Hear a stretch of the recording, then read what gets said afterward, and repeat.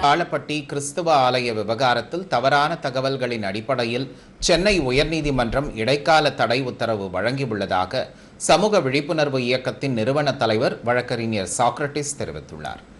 காளப்பட்டி பகுதியில் தேவாலயம் கட்டுவதற்கு சென்னை உயர்நீதிமன்றம் இடைக்கால தடை விதித்துள்ளது.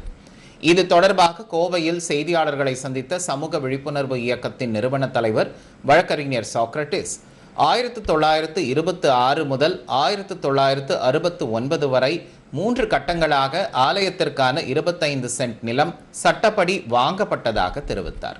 மேலும் நூற்றாண்டுக்கும் மேலாக ஆலயம் செயல்பட்டு வருவதற்கான ஆதாரங்கள் உள்ள நிலையில் சிலர் திட்டமிட்டு தவறான தகவல்களை பரப்பி வருவதாகவும் அவர் குற்றம் சாட்டினார்.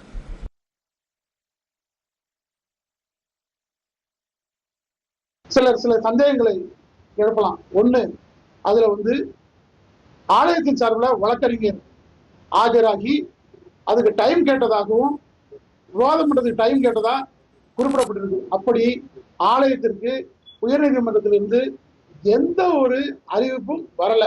ஆலயமும் எந்த ஒரு வழக்கறிஞரையும் இந்த வழக்க வாதாடுவதற்கு நியமிக்கல. ஆனா ஏதோ அவங்க ஒரு தவறான ஒரு சம்பவத்தை நிகழ்த்தி இப்படி நீதிமன்றத்தை மடைமாற்றம் செஞ்சிருக்காங்கன்னு சொல்றோம்.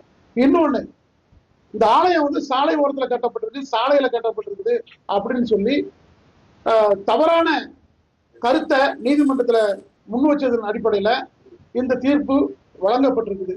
ஆனா இந்த ஆலயத்திற்கான மொத்த 25 சென்ட் இடமும் முதல்ல 1926 ஆண்டு